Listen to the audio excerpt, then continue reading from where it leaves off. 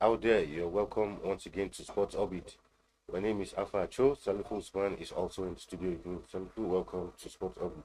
Thank you, Abba, for the opportunity. Right on Sports Orbit today, we'll begin straight from the 2023 AFCON, where former Ivory Coast striker Didier Drogba has tagged Nigeria Super Eagles as one of the favorites for the 2023 African Cup of Nations. The host Ivory Coast will face the Super Eagles in the second group game, and Drogba admitted that it will be tough for both sides. He said, "I think that Cote d'Ivoire has every chance of getting out of this group. It is indeed tough with the Super Eagles, who are still favorites of the competition. We have Guinea and Guinea-Bissau, which will sell their skin dearly. It's going to be a tough field, but it's Ivory Coast, which the Ivorian public will be there to galvanize the team." I mean, for Drogba, says he feels Nigeria are one of the favorites. Recall that even in the last AFCON, a lot of people have tagged Nigeria one of the favorites, but we saw how all of that eventually turned out. Well, he could have a point. Maybe he's looking at the amount of materials, but some people will still tell you that, look, in as much as you can say, okay, our team is a bit good, but we still have lapses in several places in that team. Our goalkeeping position is still, not sorted. Our defense is still not convincing enough. Even the midfield is still shaky. Where we have abundance of talent is just in the attack. Yeah, you're absolutely correct. You're right. And sometimes when people are saying that these people are favorite, this people are favorite, I just see it as a mind game. Exactly. Because in as much as I am, and based on what you just painted, looking at our team right from in all departments, right from the attacking, the midfield, and even the bench, the coaching crew. Yeah. So everywhere, the only way we can confidently say that here we have a firing power is the front. Yeah. And just like they say in our local parlance, that a team does not make a forest. So the strikers alone don't make a team. It's a team. It's a teamwork. So you need the defender to cover up, and you need the midfielder to supply the ball and also hold the ball and also defend the ball for you. But when you have lapses in all those things, and then the last man as a goalkeeper is also very problematic. And even our bench, the coaching crew, we are also not satisfied with the coaching crew. So when people say you are favorite, obviously I see it as a mind game. For me, going to this Nations Cup, I don't see Nigeria as a favorite, as one of the favorites. In my view, I see, if you ask me who do you think are the favorite to win this Nations Cup, I'll tell you say Morocco first. Yeah. So looking at the pedigree of Morocco just come from the World Cup, and you see what they are doing at the World Cup, and that team they are still together. With that team, with what they put on in Qatar, and the team still remains together. Obviously, with the coaching, everything still remains intact. So to me, Morocco are the most favorite, and at the same time, looking at the other northern, even the Egyptians has a point to play, and even the Senegal forgetting the Senegal flow at the World Cup. Senegal, they are the defending, they are still a team to beat at this forthcoming Nations Cup. And if you come looking at the Nigerian team, yes, there's no any Nations Cup any year in any editions. Nigeria can always be counted as one of those few that has the pedigree and has what it takes to win the Nations Cup. If everything go in our favor, and just like say going to the last Nations Cup in Cameroon, we were never seen as a favorite going before the Nations Cup, but the moment the match kick off with the performance in the first round, everybody will now say, well, let us just, some people are even opinion that let's just close the champions and just awarded Nigeria the title because Nigeria has shown that they are going to be. But before you know, we couldn't go beyond the next round of competitions. So I think we shouldn't. I think Drogba, is just saying not trying to play a mind game and trying to encourage Nigeria. The fact that we're in the same group when the same group is trying to play a mind game. But at the same time, if you're looking at the Cote d'Ivoire teams at the moment, I think we're in the same scenarios the way they are. Yeah. In some extent, I will agree with him that we look more better than the Cote d'Ivoire. Why I say I will look more better than the Cote d'Ivoire? Because anywhere you are, you can sit down confidently and measure 2, 3, 4, 5 Nigerian players that you can see that they can be start to watch out for in the Nations Cup. But obviously, you can't say of Morocco, Cote d'Ivoire current team that this player are start to watch, unlike what they have in the past. So for that, I agree. But Morocco, if you look at the Cote d'Ivoire, at the moment they don't have the start they have in the past when the lack of Drogba, the Toure brothers, these Jamoras and the rest, and Solomon Kalou and the mention them. But now we don't have that soft name in the Cote d'Ivoire team at the moment. But these are in any competitions, even though we are going to play in Somalia, you can't write up the host. The number 12 players who are always the fans who always have their voice say when it comes to any given match. All right, we'll go to the NPFL, and once again, Kano Pillars in the news this time. They have been fined 1 million naira by the unruly behavior of their fans in Sunday's match day 4 encounter against Rivers United. The supporters enclosed the field of play in the encounter played at the Sani Abacha Stadium. Also, in another development, Heartland of Owerri were issued a stern warning to curb restive acts of their supporters and advise to organize reorientation for the supporters to inculcate them in the spirit of fair play. The MPFL reached the respective decisions conveyed in separate summary jurisdiction notices announced yesterday. Once again, for Kano Pillars, like they said, supporters jumped into the barriers onto the field of play to celebrate a goal in the 93rd minute of the encounter. You would think some of these practices would have stopped, but that is still the state of the league where players, the match even at the ended. Why are you coming into the field to celebrate? And recall what Kano Pillars suffered in the last 2 seasons because of their fans being banished first of all to Kaduna, then later to the MK Abiola Stadium, and now once again the fans are already putting them in trouble again. Well, it's quite disappointing and very shocking that the football crazy fans. I got that word carefully. We know how passionate the Kano people are with football when it comes to the running game. They are very crazy fans. They are fanatic about their club. They love the game. But you can't love a club and at the same time push the club into trouble. I think the Kano fans need further orientation. What happened to Kano Pillars last 2 seasons should be I think that should have been enough orientation to serve as a warning to this fan.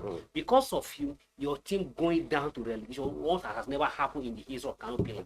Since the Kano Pillars came out as one of the top team in the league, the club has never gone there. But because of your unruly behavior, the team suffered a whole lot of things, and then they could not survive. They went down to relegation, and when God will throw a bit, now the club managed to come back to the top league. And here we go again. You want to drag the club back to where they down again. I think the government of Kano and whoever is connected to Kano Pillars and whoever, even if it means engaging the traditional rulers, because we were told that those in the north listen to the traditional rulers a lot. So even if it means the Kano Pillars can use their traditional ruler to help them appeal to their fans. Yes, we love you. The club I appreciate your support. But you can't support the club and at the same time drag the club down. So the club appreciates your support, but the best support you can give the club, just maintain your level, maintain the law and order. Football is not playing without law. There's a law that governs the game. So respect all the rules and to ensure that the club wins. And you'll be happy to see the Kano Pillars win the league title. And the only way Kano Pillars can win the league is for you to play your own role. And by playing your role is by maintain the rule and ensure that everything that necessary to be obey the law and order, so that you relieve Kano Pillars from all this kind of punishment.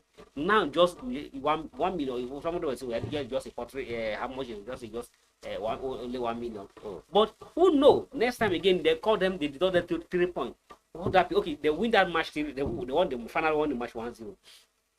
If the league body have taken the further action and they got that 3 points from them. So what is the benefit of what you are calling to celebrate? So the best way you can celebrate the goal is to help support the club by abiding with the rule and regulation of the game. You are not a player. You are not an official. You are not meant to even if the match has finished. The moment if the match has finished, all you need to do just exit the stadium quietly and go away and celebrate. And so you can go to anywhere, go to the road and celebrate. But you are not even allowed to move into the pitch. Exactly. Either there's a football match or there's no football match, you are not meant to allow to move into the pitch. So I beg, please, Kano Pillars fans, please, if you want your daily team to progress, give them all the maximum support and give them the maximum by obey the rules that govern the game. All right, to some rugby news now, where World Rugby has listed Nigeria as one of the 6 emerging rugby playing nations, and that is experiencing strong growth in the sport. According to recent statistics released by World Rugby, other nations who are doing well include Belgium, Singapore, Ghana, and Zambia. Nigeria until last year was under ban by World Rugby over government interference before the president, Dr. Ademola, set machinery in motion to ensure that the ban is lifted. The senior men's national team, the Black Stallions, have also qualified for the final phase of Paris 2024 Olympic Games holding in Zimbabwe this weekend after finishing second behind Algeria at pre-Olympic qualifiers in Mauritius. So, of course, no doubt about that. Congratulations to the rugby. Gradually, the growth. The other day we spoke about cricket. Cricket, these were games that previously were almost alien to Nigeria, but gradually rugby, cricket are gaining more and more attention in Nigeria. Yes, congratulations to Dr. Ademola led the federations.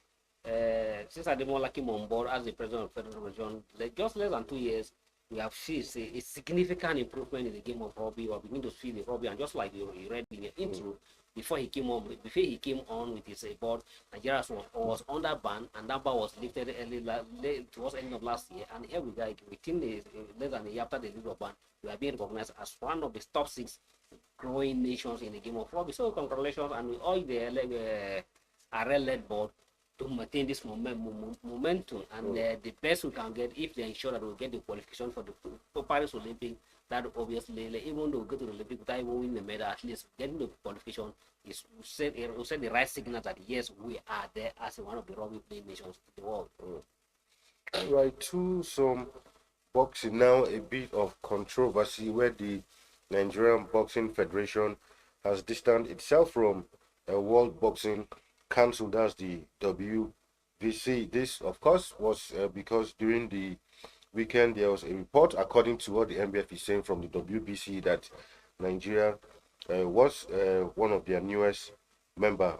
That was on Friday, actually, that he announced that Nigeria was among its newest members and first from Africa, along with Finland, Iceland, Jamaica, Norway, and the Czech Republic. However, Omoagege, who is the vice president of the NBF, said that report was not correct. But according to World Boxing, they claim that an application from Nigerian Boxing Federation to become its member was signed by all the relevant senior officials of the Nigerian Boxing Federation.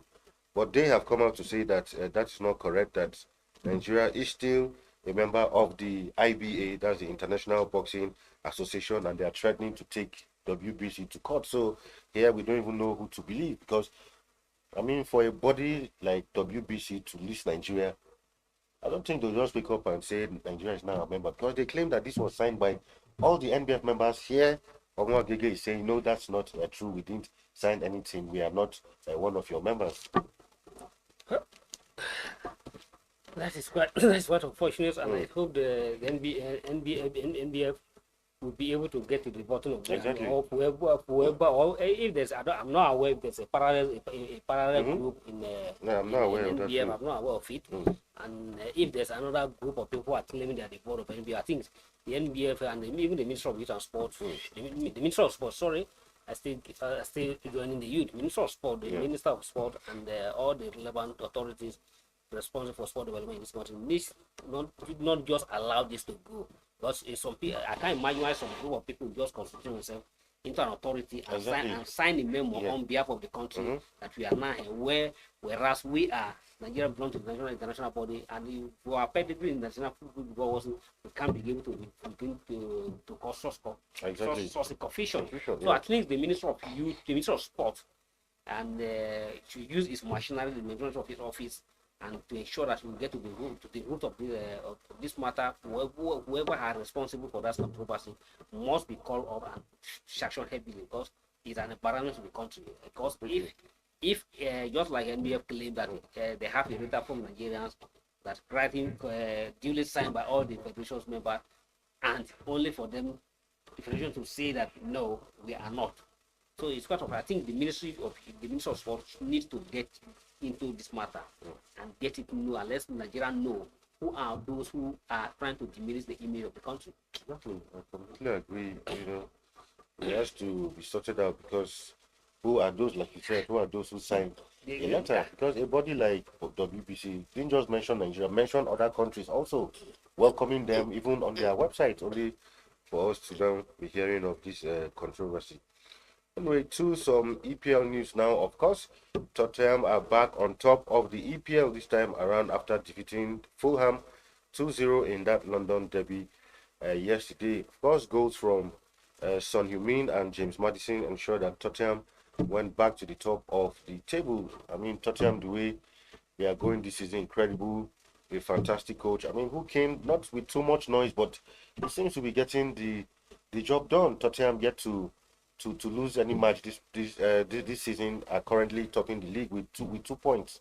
Yeah, fantastic start for the Tottenham. And if you're looking at before the start of the season, if they are to ask you who do you think is likely going to be early pitch sitters in the league, nobody will remember that Tottenham will be there. But to the surprise of many, Exactly. Tottenham even after it's like even the edge of Hurricane has become even a blessing to Tottenham. It's like when Tottenham all focus was just on Hurricane. I mean, the moment Hurricane leave, we begin to see Son, Madison, and then filling the gap, even over filling the gap that left by Hurricane. And just like see, Tottenham has started well, play 9 matches, win 7, and just draw only two matches. And if you look at the 2 matches they draw, it's against that if you give them a top knot or even draw those 2 matches. So it's a fantastic sign. But let's see how it goes. Whether they can sustain this, they can sustain it, and obviously, I feel they can sustain it because unlike the likes of Arsenal, the likes of Arsenal, the likes of City, the likes of Liverpool and Man U, who have distraction from the Europe, Tottenham don't have such distraction from the Europe, so they are fully concentrated on the domestic league. So that's an advantage for them because unlike now, the likes of Arsenal, the Man U, the Cities, and the rest will be going to Europe to play this weekend. And before they come back.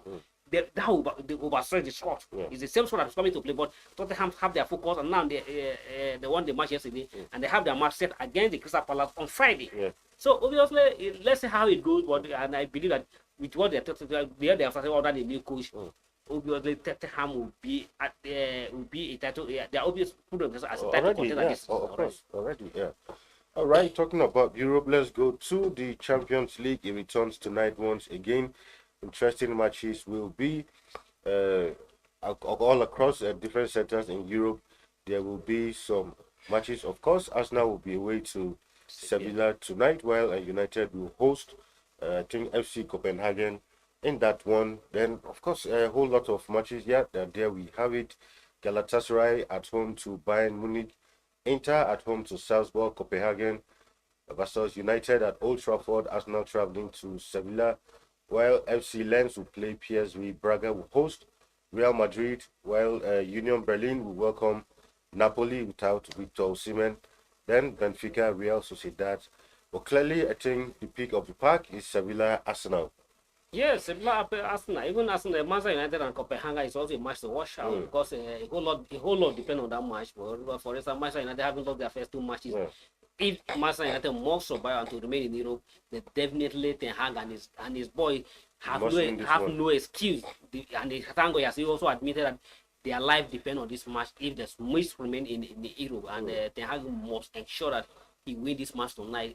Anything short and victory will not be enough. Will not be enough for to give any further life, any further hope for Manchester United, and even the fans will not spare Ten Hag if he cannot give them a victory tonight. Talking of Arsenal and Sevilla, is going to be a tough one for Arsenal. If you're looking at Arsenal record away to Spain, it has not been too impressive. The last time Arsenal visited Spain about 2017 when they lost to Villarreal. And out of almost 17 matches Arsenal has played with the Spanish team, they always managed to win 3 and draw 2 and losing the rest. So it's going to be a tough one for Arsenal. And if you're looking at it, just like Sevilla are yet to record any victory in the Champions League this season, they have drawn their first 2 matches, while Arsenal managed to win their first match against PSV. Arsenal cannot afford to lose the second straight match. If Arsenal lose the second straight match, it's going to be spend good for them in that group. Even though a lot of people from the start of the season, from the start of the group, after they draw, people feel that it's a less group that Arsenal can easily get out of the group. But the way it's heading to it, like it's going to be problematic. Already the Lens are topping the group with 4 points. Arsenal is followed by with 3 points. And for Arsenal to survive, they need at least getting a draw in this match. If Arsenal lose this match, it's going to be a very difficult one. And for Sevilla sacked their coach last before the international break. Now they have a new coach, and with the new coach, always want to prove a point. So that's why I'm looking at it's going to be a tough one for Arteta and his boys. Yeah, I mean, yeah, of course they also lost their last match having. Yes, they are also they lost their league match. Yeah, lost their league match. But Arsenal managed to draw. Then the two sides are hoping to coming back with winning way. Yeah. No, I mean the last Champions League match. Arsenal also lost. Yes, Arsenal also lost. So this is going to be. That's what I'm saying. They can't must win even for Sevilla also. Because the defeat to French side Lens was a more disappointing one. Arsenal have Very hard game to win that match after taking the lead in the first half. They allowed the Lens to come back to beat them 2-1. So and hope that defeat will not count against Arsenal, and for them the only way we cannot count against them is to ensure that they get the result in this match. Yeah. All right, those matches come up much later in the evening, and we will keep an eye on them. Tomorrow, hopefully, we'll give you a review of that. With that, we come to an end of today's edition of Sports Orbit. Hopefully, we'll be back tomorrow once again. Salifu, thank you for being in the studio once again today. Thank you. Until we come your way, do have a wonderful time. My name is Alpha Acho, and it's bye for now. Thank you for watching. For sponsorship and advert placements, please contact 803-6158. Last Word Leadership Podcast Studio. You